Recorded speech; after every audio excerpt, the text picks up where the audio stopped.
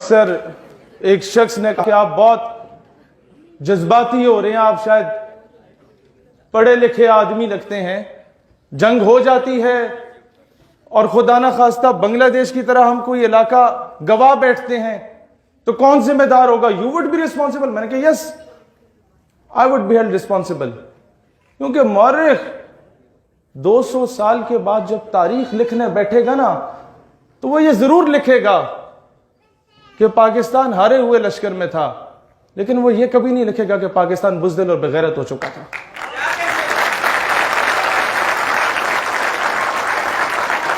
एक सरकारी ओहदेदार आया मेरे पास और कहता है कि कश्मीर में मैदान करबला बरपा है। मैं कहा अच्छा, क्या मतलब? कहता है कश्मीरी हुसैनी हैं। मैंने कहा अच्छा, यजीदी कौन है? कहते हैं वो हिंदुस्तानी फौज यजीदी है। मैंने कहा रुक जाओ, मान लिया कश्मीरी हुसैनी है, मान लिया हिंदुस्तानी फौज यजीदी है, अब बताओ कूफे वाला कौन है? खामोश उम्मत हमेशा कूफे का किरदार अदा करती है। जब एक मुक्तदी सैयदना उमर फारूक रज़ी अल्लाह तआला अन्हु से खड़े होकर पूछ सकता है कि अमीरुल मोमिनीन बताइए ये नया कुर्ता कहां से आया, तो अमीरुल मोमिनीन नहीं पूछते कि तुम जानते नहीं हो कि मैं कितनी लाख मुरब्बा मील का सरबराह हूं, जवाब देते हैं प्यार से। तो आज रियासत मदीना के मुक्तदियों, पूछो अमीरुल मोमिनीन से कि 2 साल हो चुके हैं डॉक्टर हाफिज सिद्दीकी वापस क्यों नहीं आई? ये कर्जा बहुत बुरी चीज है।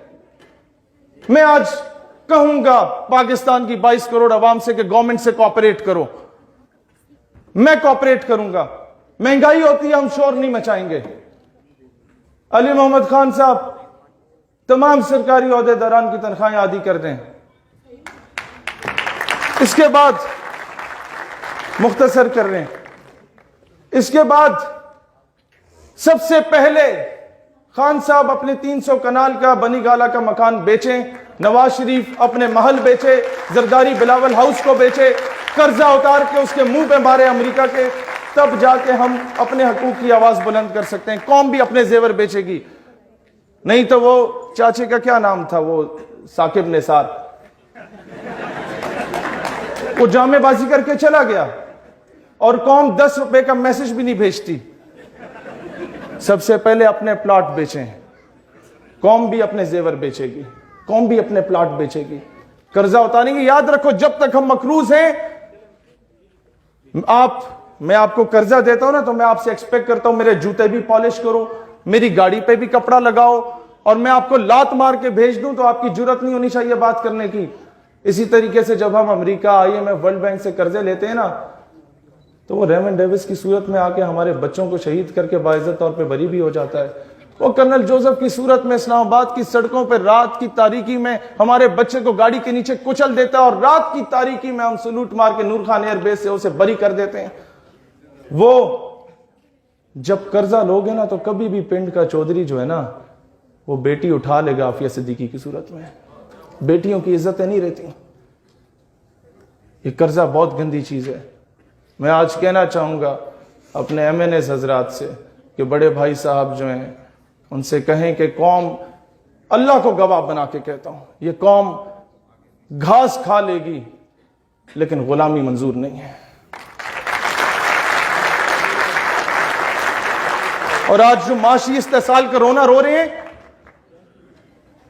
महमूद गजनवी जब सोमनाथ के बुत पे 17वां हमला करने गया था और बुत को पाश करने लगा था तो पूरे बड़े सगीर का सोने हीरे जवाहरात ला के कदमों में रख दिया गया और कहा कि आप भूखे प्यासे हो, खाने को कुछ नहीं है, ये पैसे ले लो, सोने हीरे जवाहरात ले लो, बुत को बख्श दो। महमूद गजनवी कहता है कि आज मैं ये पैसे वसूल कर लेता हूं और बुत को बख्श देता हूं तो आने वाली नस्लें मुझे महमूद बुत फरोश के नाम से जानेंगी, बुत शिकन के नाम से नहीं जानेंगी। दोस्तों, नजीब वकार बार बार पर्चियां आ रही हैं। एंड पे मैं एक बात कहना चाहूंगा, हमें जब जिहाद की बात करते हैं मौलवी साहब गायब हो जाते हैं, उन्हें गिरफ्तार कर लिया जाता है, FATF की जद में आ जाता है मुल्क, जनाब अली, जिहाद को दहशत गर्दी से रिलेट किया जा रहा है। जब तक आप और मैं नौजवान दिफा नहीं करेंगे, मौलवी दिफा नहीं कर पाएगा। याद रखो, दहशतगर्दी से रिलेट करते हो, शर्म का मकाम है तुम्हारे लिए। मेरे नबी जहादी थे, सिद्दीक अकबर जहादी थे, उमर फारूक जहादी थे, हैदर करार जहादी थे, हसन हुसैन जहादी थे, टीपू सुल्तान, मोहम्मद बिन कासिम, सलाहुद्दीन अयूबी, नूरुद्दीन जंगी, तारिक बिन ज़ियाद, सब जहादी थे। हमारी पूरी तारीख जिहाद से रकम है। हम जिहादी नबी के जिहादी उम्मती हैं। We should be proud of it.